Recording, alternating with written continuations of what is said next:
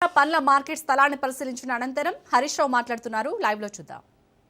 వేదిక మీద ఉన్న సీనియర్ నాయకులకు, రైతు సోదరులకు, మీడియా మిత్రులకు అందరికీ పేరు పేరున నమస్కారం. నరసింహ చెప్పినా కదా. అయితే ఈరోజు ఇక్కడ రాజకీయాలు కాదు, మేమేం నిజంగా రాజకీయాల కోసం రాలేదు, రైతుల కోసం వచ్చాం.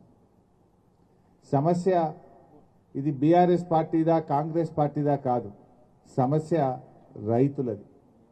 ఒకరిదా ఇద్దరిదా కాదు, ఈ రాష్ట్రంలో ఉండే లక్షలాది మంది రైతుల భవిష్యత్తుకు సంబంధించినటువంటి సమస్య. ఏ ముఖ్యమంత్రి అయినా, ఏ ప్రభుత్వం అయినా ప్రజల కోసం పనిచేయాలి, రైతుల కోసం పనిచేయాలి తప్ప దళారుల కోసమో వ్యాపారుల కోసమో పనిచేయకూడదు.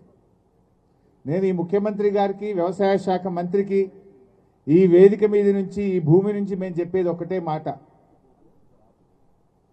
రాష్ట్రంలో ఉండే లక్షలాది మంది పండ్లు పండించేటువంటి పండ్ల తోట రైతుల కోసం ఆలోచించండి తప్ప ముగ్గురో నలుగురో దళారుల కోసం, వ్యాపారుల కోసం ఆలోచించొద్దు అని చెప్పి ప్రభుత్వాన్ని కోరుతా ఉన్నాం. వాస్తవానికి ఈ భూమి తీసుకోవడానికి మా సుధీర్ రెడ్డి గారు చక్కగా చెప్పారు. ఎల్బీ నగర్లో గడ్డి అన్నారం ఫ్రూట్ మార్కెట్లో ట్రాఫిక్ కంజెషను, పొల్యూషను, ప్రజా ఆరోగ్యాన్ని దృష్టిలో పెట్టుకొని, రైతుల యొక్క శ్రేయస్సును దృష్టిలో పెట్టుకొని, భవిష్యత్ అవసరాలను దృష్టిలో పెట్టుకొని ఈ 200 ఎకరాల్లో ఇక్కడ మనం ఈ ఫ్రూట్ మార్కెట్ను అంతర్జాతీయ స్థాయిలో నిర్మించాలని ఆనాడు కేసీఆర్ గారు ప్రభుత్వం నిర్ణయించింది. ఈ 200 ఎకరాలు సేకరించడానికి పెద్దలు పాపం కిషన్ రెడ్డి గారు చాలా కష్టపడ్డారు. భవిష్యత్తు కోసం, రాష్ట్రం కోసం, లక్షలాది మంది రైతుల కోసం పాపం కిషన్ రెడ్డి గారు ఎంతో కష్టపడి ఈ భూమి సేకరణలో ఆయన సహకరించారు.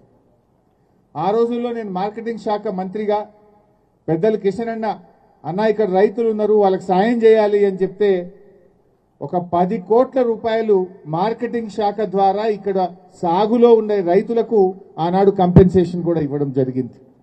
కిషన్ అన్న రైతులకు అన్యాయం కావద్దు అని చెప్పి ఆ రోజు వచ్చి మాట్లాడి మాతో కొట్లాడి రైతులకు 10 కోట్ల రూపాయలు ఆ రోజు కిషన్ రెడ్డి గారు ఇప్పించారు. రైతులకు డబ్బులు ఇచ్చి ఈ 178 ఎకరాలు సేకరించినాం. సేకరించడమే కాదు, పక్కన ఇంకో 22 ఎకరాలు ప్రభుత్వ భూమి ఉండే. ఆ 22 ఈ 178 కలిపితే ఇది 200 ఎకరాల భూమిలో అంతర్జాతీయ స్థాయిలో ఒక ఫ్రూట్ మార్కెట్ కట్టాలి, ఇండియాలో ఎక్కడ లేని విధంగా గొప్పగా ఈ ఫ్రూట్ మార్కెట్ కట్టాలని చెప్పి ఆనాడు ప్రభుత్వం నిర్ణయించింది.